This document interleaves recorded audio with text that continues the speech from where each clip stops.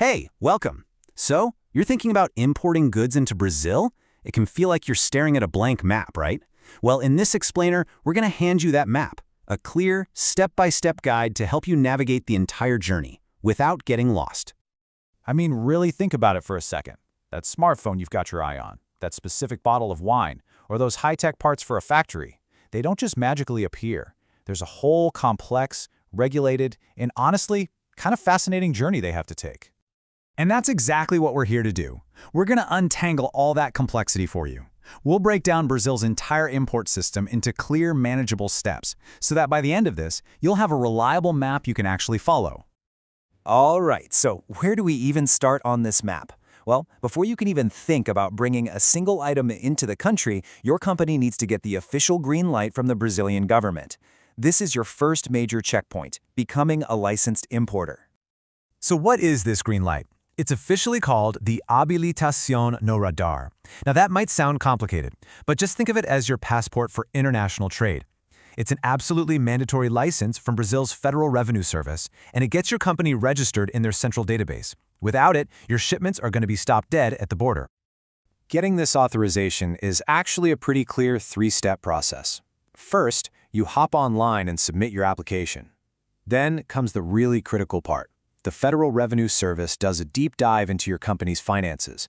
They're basically checking to make sure your business is legitimate and has the financial muscle to handle imports. Based on what they find, they grant you a specific import limit. And the system is pretty smart about this. It's not a one-size-fits-all deal. You can see here a new startup might kick things off in the limitada category with a $50,000 limit for every 6 months. As you grow, maybe that bumps up to $150,000. And the big, established players, they operate in the ilimitada or unlimited category. The big takeaway here is that the system is built to grow right along with your business. Okay, you're in. You are officially authorized to import. Awesome. So what's next on our map? We're moving on to the actual international purchase itself. This is where you're talking to your supplier and, more importantly, getting all your critical paperwork lined up and perfect. Now listen up, because this is huge. The absolute cornerstone of this whole deal is the commercial invoice. This thing is way more than just a receipt. It's the legal backbone of your entire shipment. It has to detail everything perfectly. But look at that last item on the list, the Incoterm. This one little word defines all the responsibilities. Incoterms? What on earth are those? Honestly, just think of them as the universal rulebook for global shipping. They're a set of standard terms that basically draw a line in the sand and clarify who is responsible for what and when. This way, a buyer in Brazil and a seller in Germany are speaking the exact same language. No confusion. Let's make this super simple. Take a look at these 3 common ones. With EXW, or Ex-Works, the seller's job is done pretty much the second the goods are ready at their factory. From that point on, it's all on you. With FOB, or Free on Board, the seller has to get the goods loaded onto the ship. The moment they're on board, the risk becomes yours. And with CIF, the seller pays for the shipping and insurance to get it to Brazil. But, and this is important, the risk still transfers to you as soon as the goods are on that ship. So you see, choosing the right one is absolutely key for managing your costs. Okay, we're making real progress on our journey. You've got your license, your invoice is perfect, but where does all this paperwork actually go? Well, it's time to cross Brazil's digital border, using the official customs system that is the beating heart of this whole operation.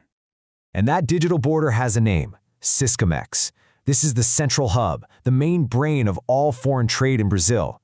It's a massive online system where you'll do everything.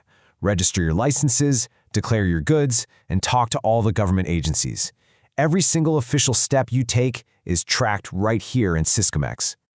Now, once you're inside Syscamex, one of the first things you'll run into is the import license, or LI. And you've got to pay attention because there are 2 very different roads you can take here. For most standard stuff, you're on the automatic licensing path. You can even apply for this after your stuff is already shipped. But for anything that needs special oversight, we're talking food, medicine, things like that, you need a non-automatic license. And here's the kicker, the part you cannot get wrong. You must get this license approved before the goods even leave the port. Messing this up means huge fines and delays. So, that's the big question, right? The million-dollar question.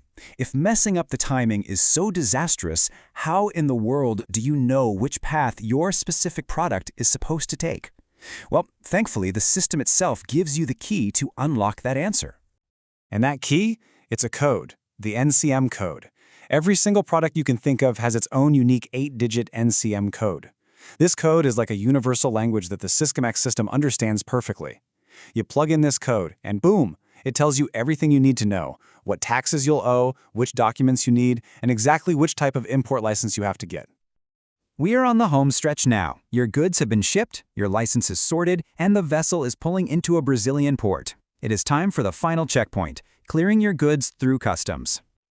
So the moment your cargo hits the docks, the next step is to register the Declaração de Importação, or DI, in Systemex. Think of the DI as the grand finale of your paperwork. It pulls together every single piece of information from your entire journey into one final official declaration to customs. And filing this DI is what tells the system to calculate all the final taxes you owe. And this is it, the final countdown. Once that DI is registered, you pay the taxes the system calculated right there online. As soon as the payment goes through and customs gives everything the final okay, that's called customs clearance, your goods are released. They are officially, finally yours. You've made it to the end of the map. So there you have it. From getting that radar license and picking the right Incoterm, all the way to using the NCM code and filing your final DI, you now have a clear map for the Brazilian import process. It's a journey with a lot of steps for sure, but as you can see, it's a logical one. So the only question left is, now that you have the map, what are you going to bring to Brazil?